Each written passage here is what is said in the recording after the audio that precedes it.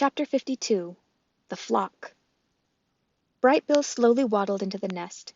He had a confused look on his face. "Mama, the other goslings said that we have to leave the island soon, and we won't return for months and months and months. Is that true?" That is true, said Roz. You know that geese migrate south for the winter. "Will you migrate with us?" said Bright Bill. I cannot fly or swim, so I will spend winter here on the island. "Can I stay with you?" I do not think that is a good idea. I think you should migrate with the flock. "How long will the migration take?" said Bright Bill. "Where will we fly? When will we come home?" I do not know, said Roz.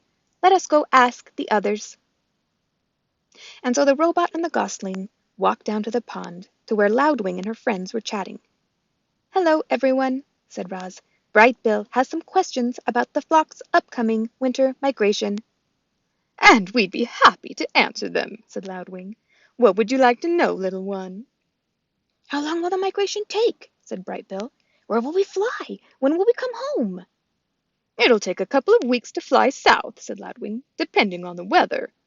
We'll join other flocks at a beautiful lake in the middle of a great sprawling field, said another goose. "And we'll come back to the island after 4 or 5 months, said someone else, depending on the weather."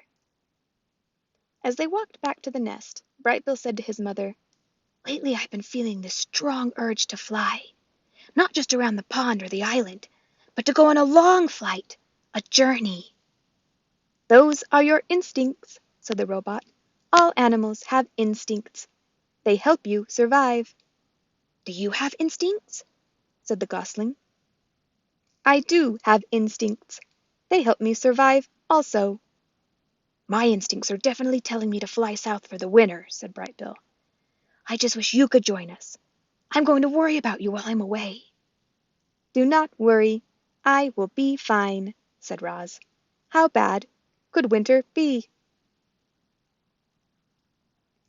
Chapter 53 The Migration. It was the night before the migration, and Bright Bill was sleeping fitfully. Roz watched him toss and turn until he finally crawled up into her arms, and she rocked him to sleep, just like the old days.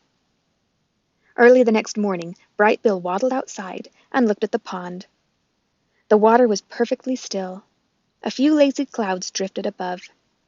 Geese were already gathering by the beach, and then tiny claws scampered down from the treetops. "So today's the day, huh?" said Chit Chat, perched on the branch. "You're going to see so many new things and meet so many new animals, and if there are any squirrels at your wintering grounds, please tell them that Chit Chat says hello."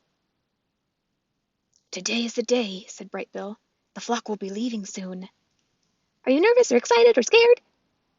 "I'm all of those things," the squirrel whispered. "Well, don't worry about your mother. I'll look after her, so she'll be perfectly fine." Bright Bill smiled. "I am afraid it is time to go," said Roz as she stepped out of the nest. "Okay, Mama," said the gosling. "See you in the spring, Chit Chat." "Have a nice migration, Bright Bill." The squirrel scampered back into the treetops. "Come home with lots of exciting stories, but not too exciting because I don't want anything too scary to happen to you. Goodbye." The geese were honking with excitement and hustling around as they made their final preparations. Several of the fathers huddled together discussing their flight plans, while the mothers took a head count. "There you are, Bright Bill," Loudwing honked from the middle of the crowd. "We're just about to begin." "May I have your attention, please?" said the biggest goose. "As most of you know, my name is Longneck. I'll be leading this year's migration. I'm asking everyone to please join your families for takeoff. Once we're all airborne, each family will take its position in our V formation, and we'll start our first leg of the journey. Are there any questions?" "I have a question," came a booming voice. "My son will not have any family with him. Where does he fit into the formation?" Everyone turned to Longneck. "He can fly with me," said the big goose. "I hear Bright Bill is a very clever flyer, and I could use his help at the point." A moment later, the geese began flapping and honking and making their way into the air. A cloud of feathers floated down around the robot and her son. "You are not a gosling any more," said Roz.